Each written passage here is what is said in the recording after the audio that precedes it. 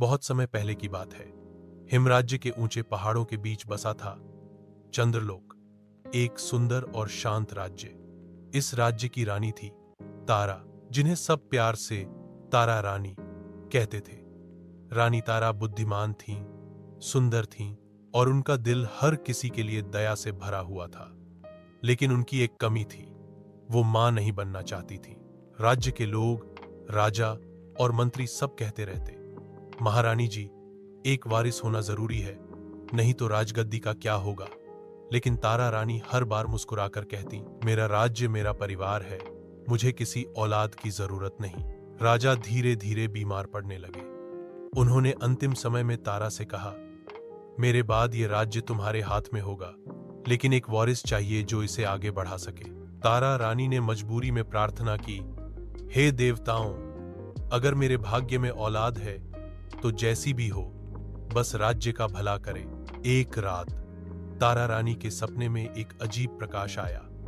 सपने में एक देवी प्रकट हुई और बोली, तुम्हें एक संतान मिलेगी, लेकिन याद रखो ये संतान तुम्हारी इच्छा के बिना आ रही है। जो अनचाहा है वही सबसे बड़ा इम्तिहान होगा। कुछ महीनों बाद तारा रानी को एक बेटा हुआ, लेकिन वह बिल्कुल सामान्य नहीं था। उसके कान थोड़े बड़े थे और उसकी आंखों में एक अजीब चमक थी। वह न हंसता न रोता। राज दरबार में सबने उसे देखा और फुसफुसाए, क्या ये कोई श्राप है? क्या रानी ने अनजाने में कोई भूल की? तारा रानी ने उसे नाम दिया आरव। समय बीतता गया। आरव बड़ा हुआ, लेकिन वह आम बच्चों से अलग था। वह अकेला खेलता, पेड़ों से बातें करता और अजीब अजीब चित्र बनाता। तारा रानी का मन उससे कभी नहीं जुड़ पाया। वह चाहती थी कि आरव सामान्य हो, बहादुर हो, राजकुमार जैसा हो, लेकिन आरव बस खुद जैसा था। एक दिन राज्य पर एक बड़ा संकट आया।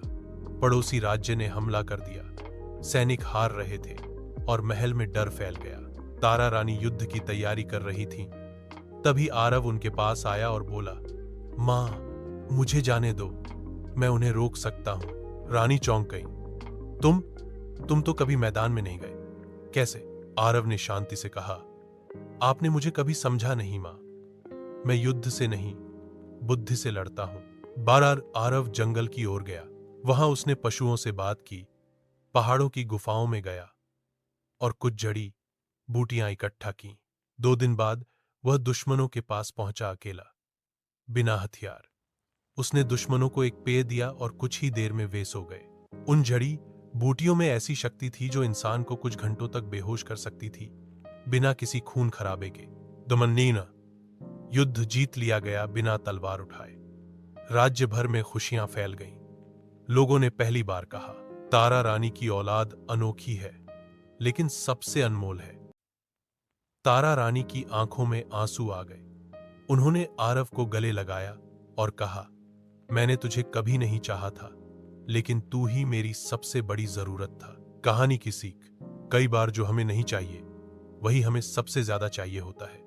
हर बच्चे की अपनी विशेषता होती है, बस उसे समझने की जरूरत है।